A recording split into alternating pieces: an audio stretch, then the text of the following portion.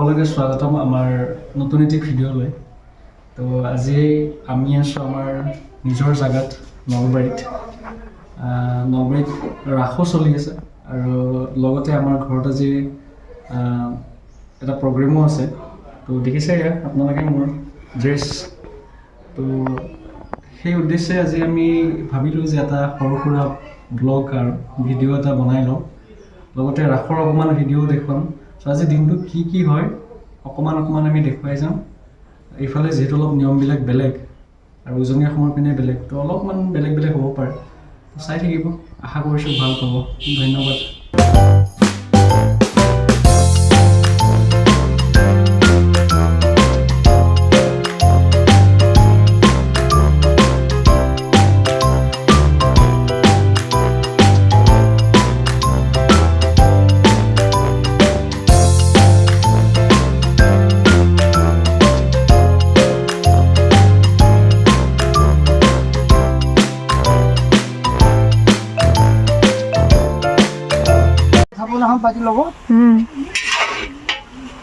আৰম্ভ কৰিছে তেন্তে। দালি হৈ গ'ল, ঠিকে আছে। আপুনি কিমান বছৰৰ পৰা বনাই আছে?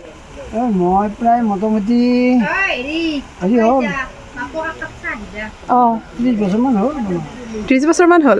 30 বছৰ মই সৰু কালিৰ পৰাই বনাইছোঁ। বেছিয়ে হ'ল। ঠিকে আছে, ভাল লাগিছে।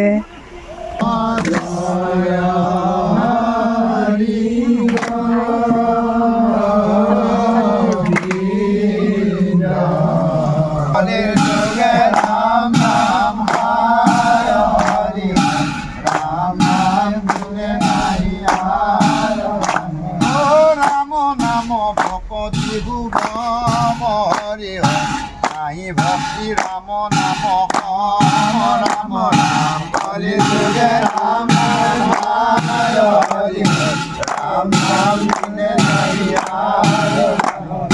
ৰাম নাম ধৰ্ম উত্তম হৰি ৰাম নাম পাপ কৰ ৰাম ৰাম হৰি যোগে ৰাম হৰি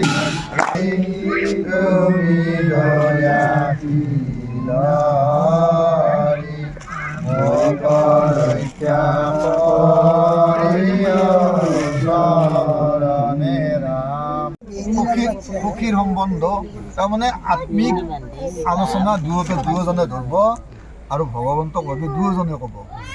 কৃষ্ণ হৰি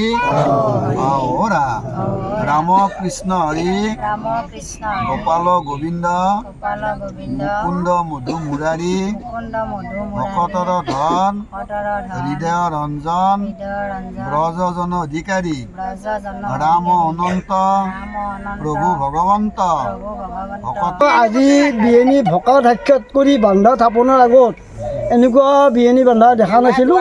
সঁচাকৈ আজিয়ে ভাল লাগিল। এই অনুষ্ঠানত যে আপোনালোকে যি ইমান ধুনীয়াকৈ বিয়নী এই ভাজে যদি আপোনালোকে কোনোবা